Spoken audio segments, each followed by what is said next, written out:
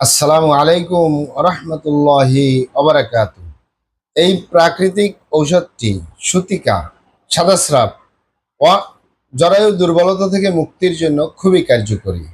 এই প্রাকৃতিক ঔষধটি সুতিকা সাদাস্রাব জরায়ু দুর্বলতা থেকে মুক্তির জন্য খুবই কার্যকরী। প্রিয় দর্শক, আপনারা আমার হাতে যে ঔষধটি দেখতেছেন এটির নাম মাজন সোহাগসুট ইউনানি ঔষধ। ভালো করে খেয়াল করুন, মাজন সোহাগসুট ইউনানি ঔষধ। বাংলায় লেখা আছে, ইংলিশে লেখা আছে, বাংলায় লেখা আছে।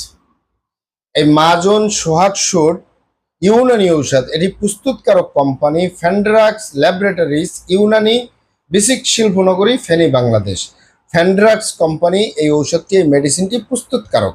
এটি ড্রাগসের অনুমোদন রয়েছে, মানে ঔষধ প্রশাসন অধিদপ্তরের অনুমোদন রয়েছে, তাই কোনো প্রকার সাইড এফেক্ট বা পার্শ্ব প্রতিক্রিয়ার সম্ভাবনা নেই।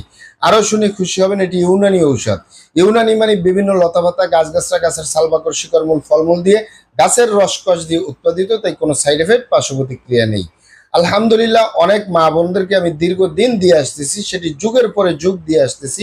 বিশেষ করে সুতিকা, সাদস্রাব, জরায়ু দুর্বলতা, অনিয়মিত মাসিক, এটি মা বোনদের ঔষধ, পুরুষের জন্য প্রযোজ্য নয়। যে সকল মা বোনদের জরায়ু দুর্বলতা রয়েছে, অনিয়মিত মাসিক রয়েছে, সাদাস্রাবের সমস্যা রয়েছে, সুতিকা রয়েছে, মাসিককালীন পেট ব্যথা রয়েছে, মাসিকের ব্লাড কালো কালো যাচ্ছে, দুর্গন্ধযুক্ত যাচ্ছে, তারা নিশ্চিন্তে নির্দ্বিধায় এই সোহাগসুট সেবন করতে পারেন। কোনো সাইড এফেক্ট ছাড়া, পার্শ্ব প্রতিক্রিয়া ছাড়া আপনার সমস্যার সমাধান হবে। এটি হালুয়া আকারে, আমি আপনাদেরকে দেখিয়ে দিচ্ছি। এখানে একটি হালুয়া, এখানে একটি চামচ দেওয়া আছে। এই আমার এখানে মাত্র 200 গ্রাম হালুয়া রয়েছে। 200 গ্রাম হালুয়ার মূল্য 250 টাকা।